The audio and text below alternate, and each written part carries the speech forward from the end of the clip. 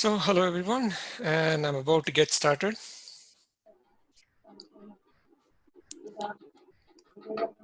So I'll start in a couple of minutes, and just a little recap is that yesterday we started off with just getting Jupyter configured and installed. And so just a little request to everyone as before, please put yourself on mute until the time comes to actually start talking. Other than that,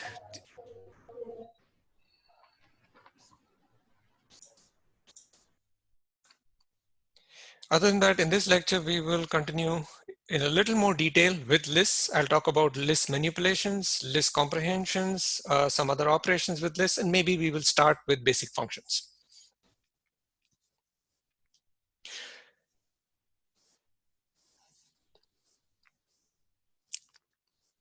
So it's almost 3 p.m., so I guess I could get started. So before we start, before I just ask a question, do any of you have any doubts after yesterday's course, yesterday's lecture? Anything that you would like to ask as a follow-up question?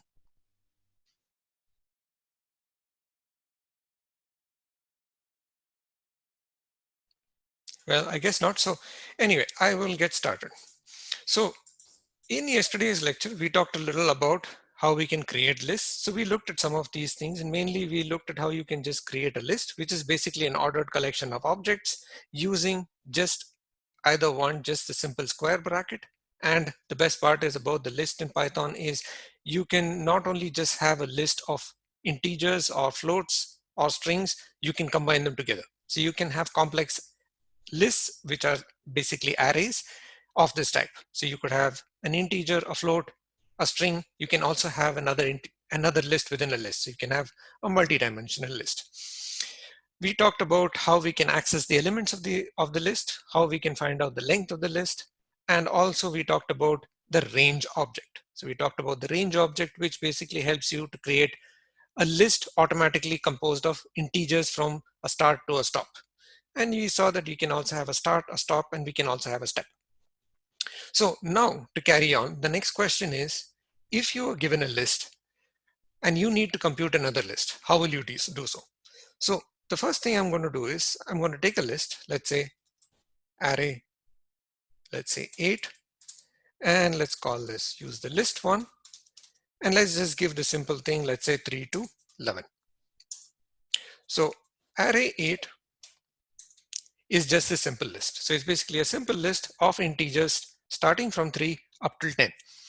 So now the question is, what can I do with this? Now a list is in Python called an iterable, right? I'm just going to write this down.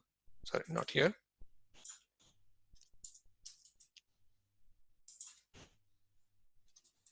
It is called an iterable, which means you can iterate through it, right? So what that means is you can write a loop that loops through each and every element of an iterable, and in this case, a list. How will you do so? Well, one way of doing so is by using a for loop.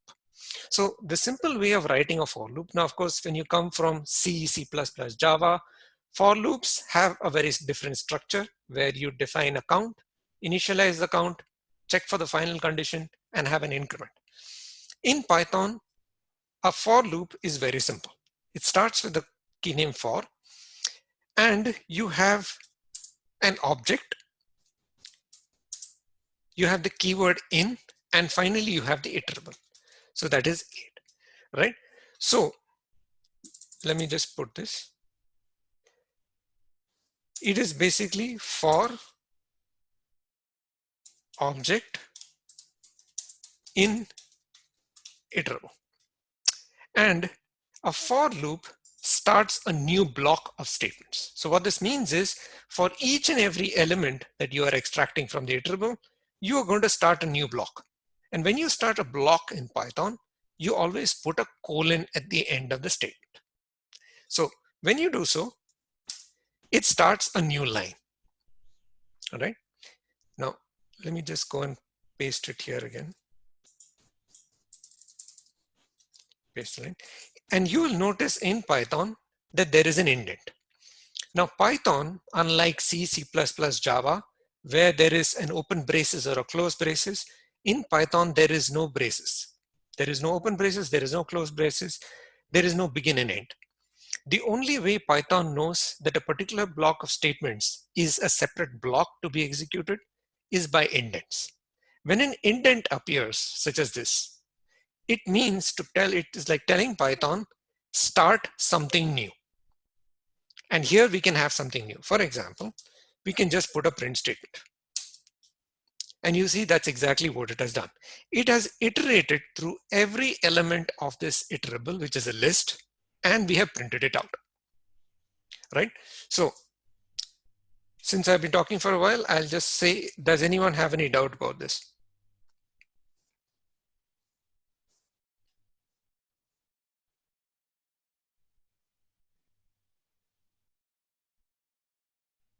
Okay, so I take it no one does. Now, along with such a statement, you can also have No, something. Yeah, go ahead. yeah, will you repeat this part again? What this table is doing here? Yeah, no, basically a for loop allows you to pass through each element of an iterable, right? So Okay. array 8 is a list, and as I said, is a list is an iterable. So Okay. an iterable is basically when you have any collection of objects, it is called an iterable that you can kind of iterate through it or pass through each element. So by using a for loop, you can pass through each element of the array, and I can do Okay. whatever I want. Here in this case, I just said a print, all right? Okay, but prior to declaring it as a for, we have to define it as hash iterable, just like we No, no, no. This is a define it comment. to. This is a comment which I wanted to tell Okay, you. okay, This is a comment. particular thing saying that this is a particular type. You will see this word quite often in Python, that is iterable. Okay. Okay. Yeah, got it. So now that we talked about iterable, there are, along with, or rather we talked about for loops, there are also some other inbuilt methods with lists, which we will now combine with for loops. So for example, if I just do array 8, and as I said before, in Python, everything is an object. So even a list is an object. So if I say dot, array 8 dot, and I press tab, you will get all the methods and attributes which are there available with this list. So you see, these are all of them. And many of them are very useful. So let's go through a few of them. Let's say, for example, append. The append method, and as I said before, all you have to do is just press shift tab within this, and it'll give you the doc string. The doc string says append, it appends an object to the end of the list. So let's try it out. You can say append 25, all right, because 25 is an object. It is an integer, but in Python, 25 is also an object. So now if I see array 8, it has 25 added to the end of it. In this same way, I can also add a string.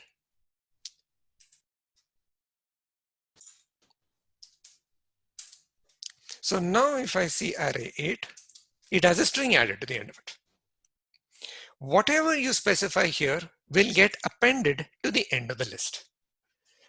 Along with this, I'll just show you a few very useful functions. As before, tab. Another very useful function is the extend. And I'll tell you why the extend is useful. Supposing I have another list. I call it array 9, and let's just give it something like 2, 6, right? So this is array 9. Now, supposing I want to add these two values to array 8. So I want to sort of combine array 8 and array 9 to produce a new bigger array. Supposing I use append, what will happen?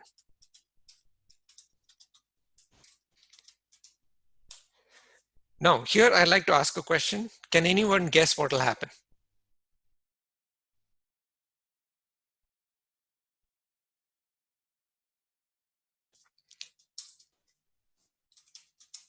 Array 9 will be another element of array 8. Exactly. So it has just taken this array 9, which is a list, right, and an array, and it has inserted it as another element in array 9. But the question is, that's not what we were expecting. What we wanted was that these two elements should be added separately. That is, you want separate elements. In that case, actually, I will just, before that, I realize I'm going to the end of the screen. So let me just give it some space. This is when the extend method comes useful. Supposing I now say extend array 9. The difference is now the elements are added separately to the array. You are now extending the array. So these are two very useful functions which you will quite often use when programming in Python, right? So keep these two lists quite often in mind. Along with that, I'll just say a couple of other useful methods. Another is the index method.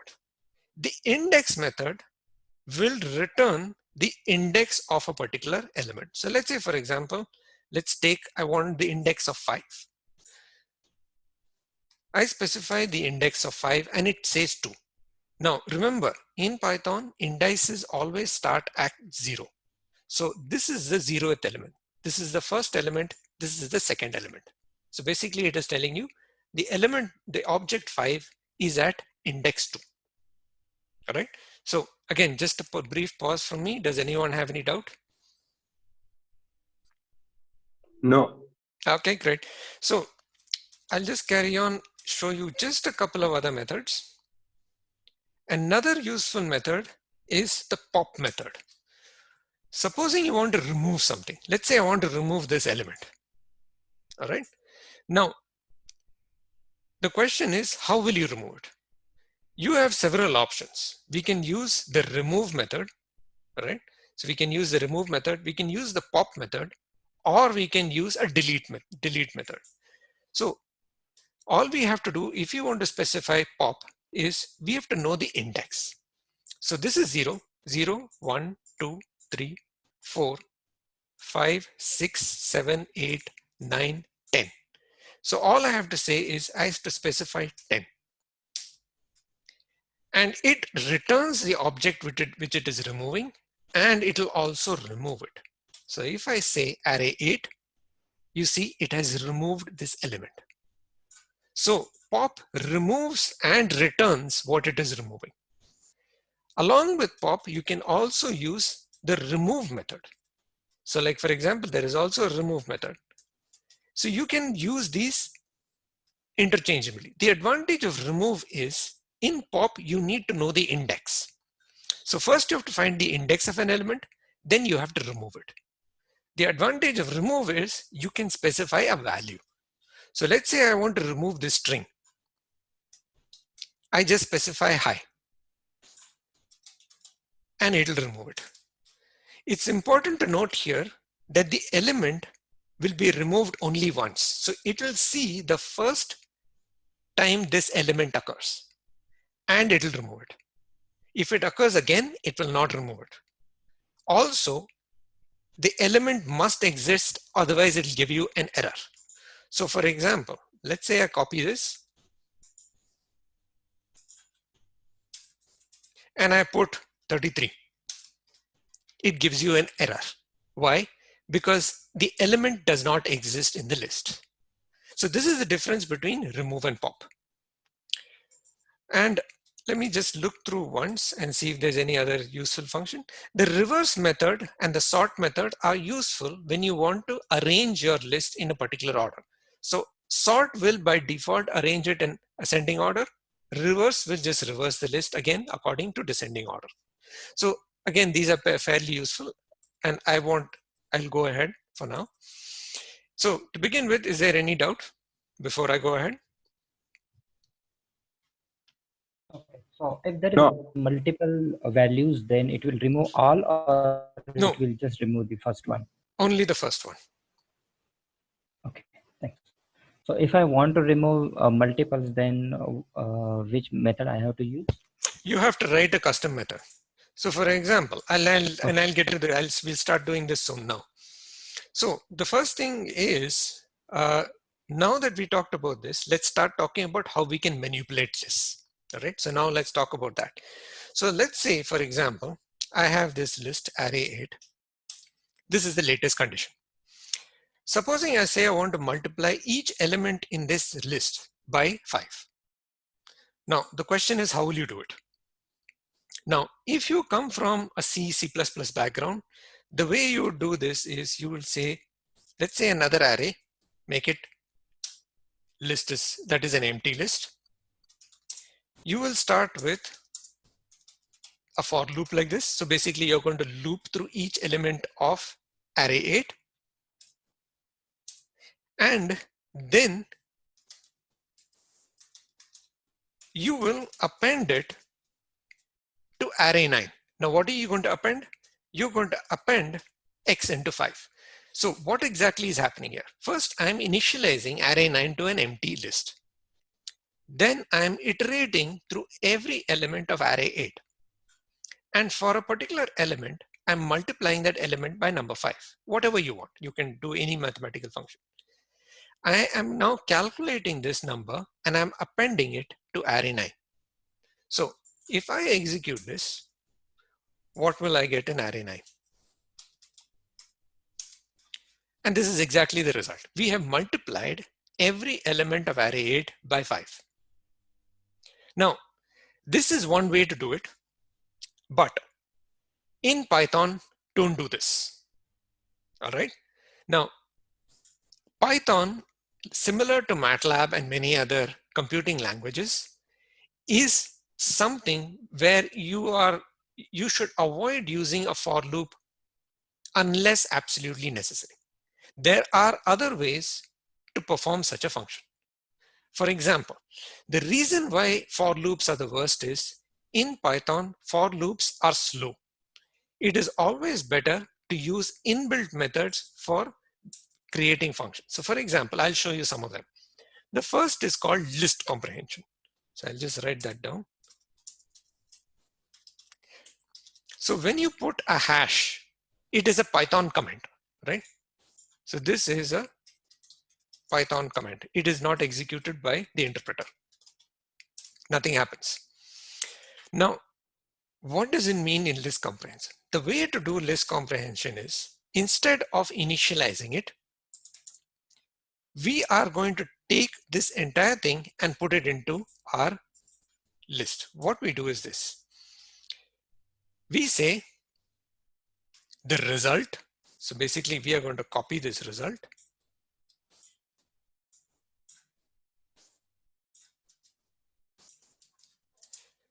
Then we copy this loop. This is it. All right. So this is the method where we use list comprehension. List comprehension means result for object in list. This is the method to do. Now, list comprehension will give you exactly the same result. And this is the recommended way to produce lists in Python. Right? This is much faster, much faster than this block.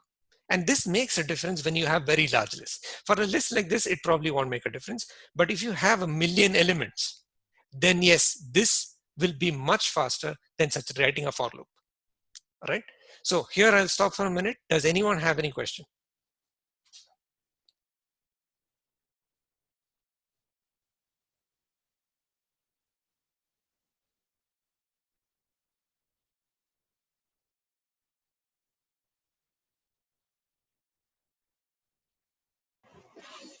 Yeah, sure. Just on the program readability part, let's say I have multiple nested for loops, right?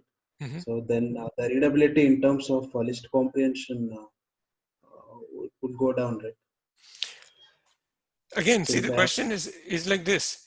Even if you're, see, the question is, I think from readability point of view, it is about how you are when it's like when you're new to a particular, what do you call, new to a programming language, there is always a certain amount of time it takes for you to get acquainted with that language. So for example, you're used to seeing loops like this. right? But loops like this, if you write it in data science, and particularly when you're talking about, we are going finally towards like data eventually in a few lectures. When you start handling large amounts of data, this will be very poor in terms of performance.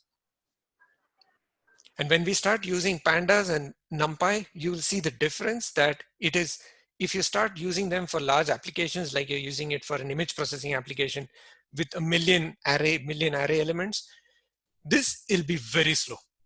Now, in terms of readability, if you have a problem, and that's what I'm going to show you next, there is another method.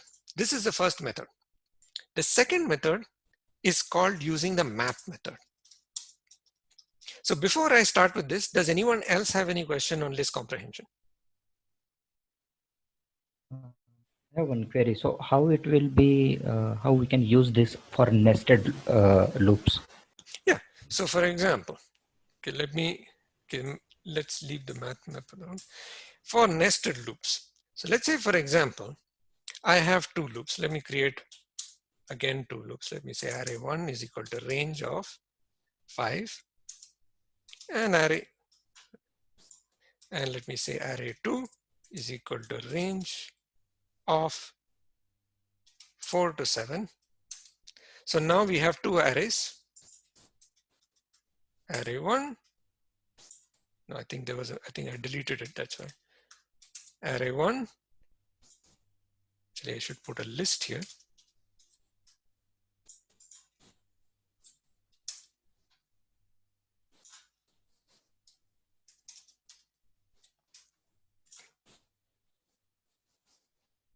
Okay, and we have array 1 and we have array 2. So let's suppose, for example, I want to write a loop like this: for x in array 1 colon for y in array 2. And before this, let me initialize, let's say, a product is equal to 1. Okay. And here I say product is equal to x into y. Okay. So I am doing like a kind of, actually in that case, it'll be always 0. So this is not a good idea. Let me just redefine array 1 to be 1 to 5. Because if I use a 0 element, then it'll just be 0. Yeah, this is better. So I'm doing a nested loop where I'm iterating through the first array. I'm iterating through an inner loop, and then I'm doing a multiplied product. So if I run this and I check my product, I get something like this because I'm basically multiplying each element. So it's 4 into 1, 5 into 1, 6 into 1, right? Actually, this is product. Let me multiply product multiplied by x into y. Now it'll be better. Yeah. So I'm doing a cumulative multiplication. All right. So now the question is, if I were to do this and I were to create an actual array itself. So let's suppose, for example, I were to create an array, and instead I wanted to do something like this: append x into y. So this is the array that I get. And it's quite obvious because my first array is a length of 4, my second array is a length of 3. So 4 into 3 is what I should get. So if I check the length of prod, it's 12. And you can actually verify it. For example, I'm multiplying the first array by 1. So it's 4, 5, 6, second array by 2, 8, 10, 12, and so on and so forth. Now, how would I do this with a list comprehension? Again, same concept. Take the for loop, and if you are in doubt, just follow the method that I'm following. Result, first multiply the result, then start with the outer loop, then write the inner loop.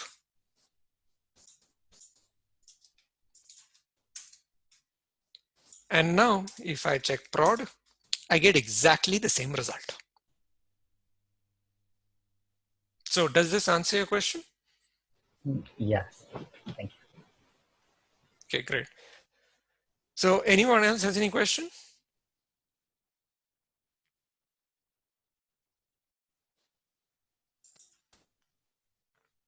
Okay, so I will just talk quickly about the map function. So the map function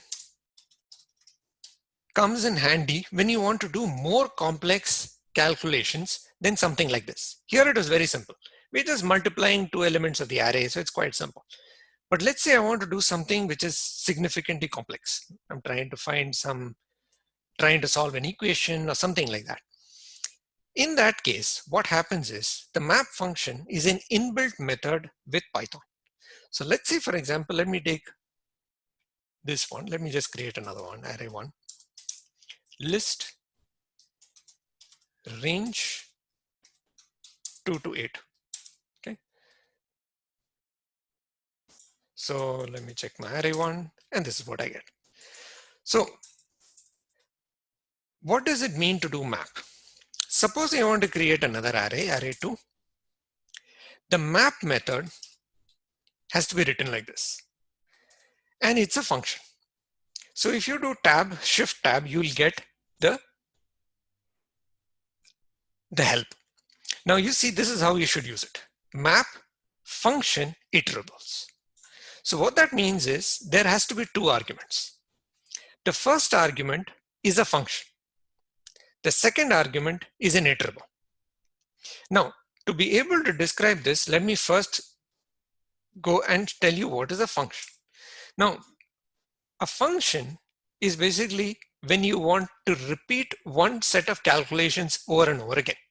All right, that is when you have a function.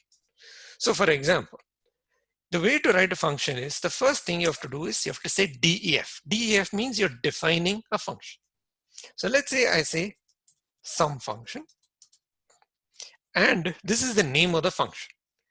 Then you have to give a parenthesis. The parenthesis is the argument list, right? So let's say, for example, I just say x, some element x. Now, let's take something again quite simple. Let's take, for example, I want to do something like, let's do something like x plus 1 into 5.33, all right? Something like this. Now, this is my computation. Y is a local variable to this function, right? Y is local. And we'll talk about local later, but y is just the same, like it's just a variable like x, but it is x is the argument and y is a local variable to this function. Now, this function can return this value. It can return any value, right? So let us say we return y. So we are taking an input x and we're giving an output y. That's how we see it. Think of it as a box. It takes an input, gives an output. Now, we can have multiple inputs as well, right? We can talk about that later, but this is good enough for now. So supposing, for example, I say sum func and I say 10. This is the value I get, and it's pretty obvious, right? 11 multiplied by 5.33. This is the value. Now, supposing I want to apply this function to every element of the array.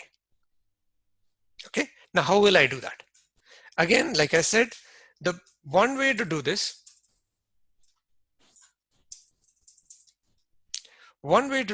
is to again write a for loop. So for example, I can always say array2 is equal to, okay, then I can say for x in array1, then I can say array2 dot append sum func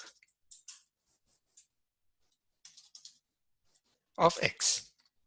Okay, and this will give me the result. This is what you would do in most other programming languages, and you can also do it in Python. It works. There's nothing illegal about it.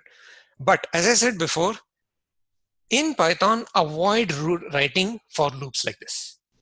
When you want to do something like this, that is, you want to repeat a function for each and every element in a list or an array, then what you should use is the array method. So let me just create another array, and or rather the map method, sorry, map. So the map, the first argument of the map function will be the function that you want to apply to every element of the array. So let's call this some func. Do not provide the arguments. We don't do this, all right? Don't do this, and I'll tell you why very soon. Then you have to provide the iterable or the list, and that is the array. Okay, this is our array, and this is our map method. So what we are saying when we say map is, we are saying map this function to every element of this array. So let's run it and see what we get. We get a map object, right?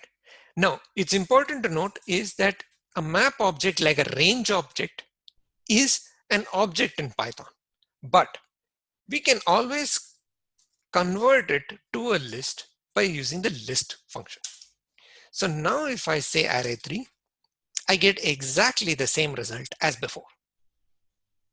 So if you want to apply a function to every element of an array, then this is the recommended way to do so, right? And this is, again, the simplest. If you want to do something very simple, the recommended way is by using list comprehension.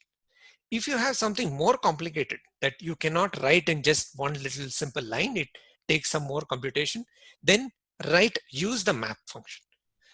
Avoid writing for loops. These are the slowest way of generating lists or arrays in Python.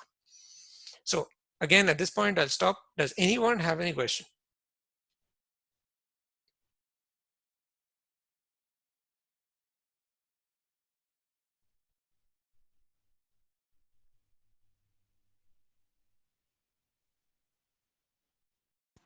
If my function has more than one argument, then how to handle that? Okay, now here in this map method, you should only, let me see. See, for example, the map method is usually only to give one function to an array. If that is the case, that is you have more than one function, then in that case, go ahead and write the for loop. If you want to apply something to just only to every element of the array, then fine. This map method is good. But if you're doing something like you're collecting several functions, then probably then you should write a for loop. In that case, no other option.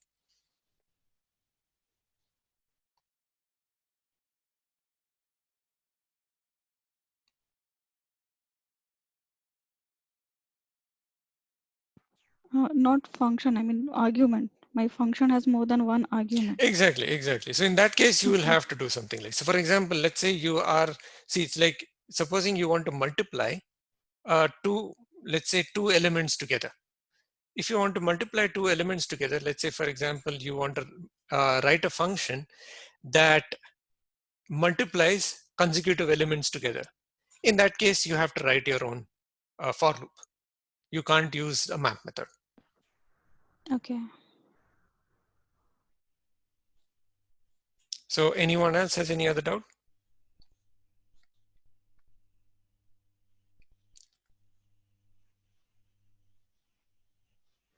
Now, in that case, you can use a Lambda function, right? In the same map function, if you want multiple arguments.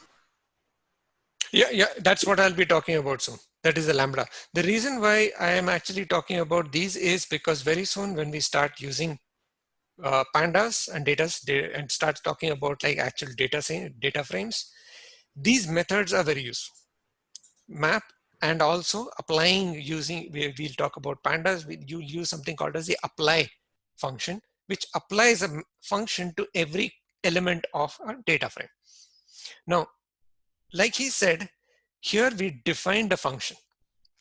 The next method is what is called as a Lambda function. So for example, supposing there is something like this. Let me just copy and put it here.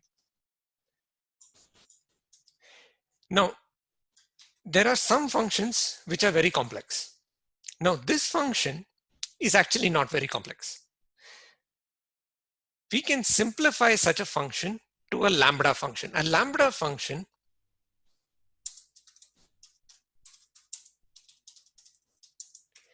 is an anonymous function. Actually, it's wrong spelling. Anonymous function. What that means is, in sometimes when you want to have some kind of functionality, but the functionality is so trivial that you don't want to give it a name and instantiate it and things like that, what you can do is define what is called as a Lambda function. Now, what is a Lambda function? A Lambda function can be written. Let me convert this function to a Lambda function. First, you have to write Lambda. Okay, that just like DEF, you have to write Lambda. The way here you define a normal function, here you're defining a Lambda function. In Lambda function doesn't have a name, so this is not written. We go on to this argument. So the next is the argument, and after that the colon. Now, there are no statements, right? A Lambda function has to be written in just one line. So what comes after the colon is what is being returned. And we don't mention the return keyword. You only return the value. So we just have to copy this. This is a Lambda function. Okay. So if I just write it like this, nothing will happen. I mean, because it just creates a function. But let me apply this function here. So let me create another array 4. And let me write this Lambda function in exchange for some func. So basically what I'm saying is, instead of applying some func, right, apply this Lambda function to every element of the array.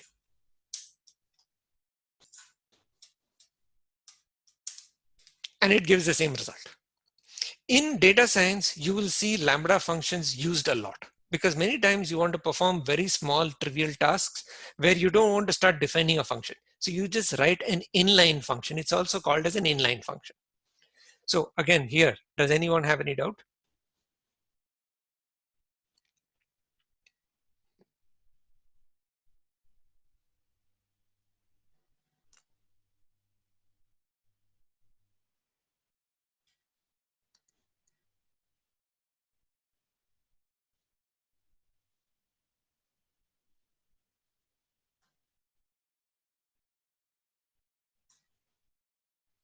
Is it clear completely? Anyway, so now that we've talked about this, there's the only thing which is now remaining is we will start talking soon about Numpy, right? So as before, here, what we've been talking so far is raw Python, right? So like, for example, lists and arrays and others are provided in Python. Now, you can do a lot with just basic Python, but when we go to data science, the problem is handling lists and arrays like this are very, very cumbersome. And that is when we use something called Numpy. Now, in case you're wondering, Python also has the math module. So for example, the math module provides several functions. Like for example, you can do math.sign. So you can do math.sign, like for example, let's say 3.141 divided by 4, that's 45 degrees. You can take the maths of this. You can also do something like math of square root is 2. So you have some of these features. So even with basic Python and math, you can do some amount of scientific computation. The problem is when you start dealing with large amounts of data, this becomes very slow. And that is when we start using Numpy. Now, in the previous lecture, I don't know if you had followed it, but I had installed Numpy. In order to be able to use Numpy, you have to usually say import Numpy. Now, in most data science projects, if you just say import Numpy, it'll import the module, and then you can use everything within Numpy by using the dot access. Okay. Now, in data science, you will usually see NumPy imported as NP. This is usually a convention, right? There is no hard and fast rule, but this is usually a convention. So I will also follow this here. So what that means is you can now write everything as NP, right? So with this, I'm going to just say that I think we've already gone more than the time limit. So I will stop this lecture here, and in the next lecture, we will continue with NumPy. So before I conclude, I just want to ask, like, is there any other doubt or is there any other concluding comment anyone has?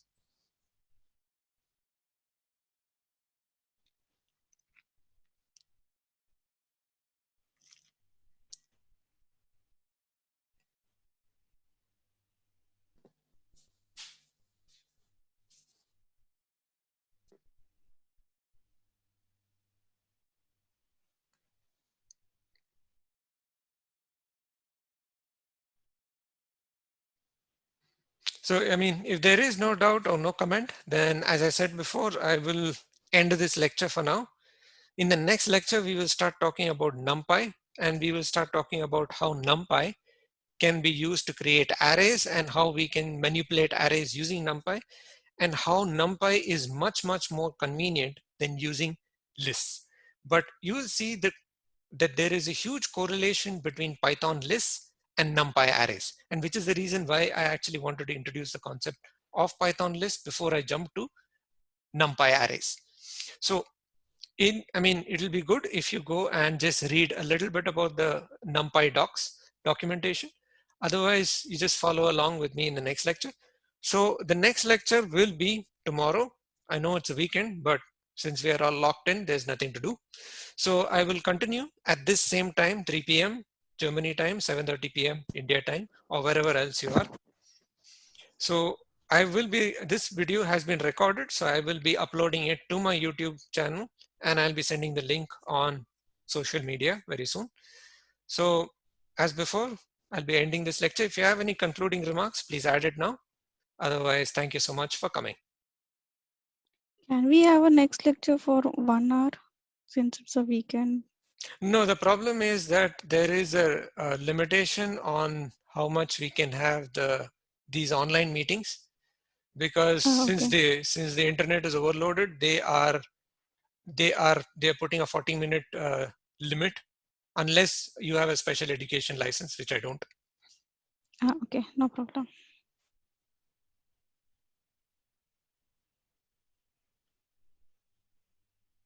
Any other comment?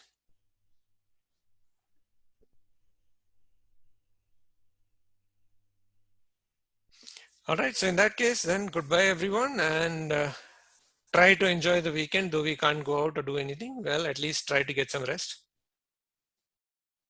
Thank you. Thank you. Sure. Bye. Thank you. Yes, bye. Bye bye everyone. Bye.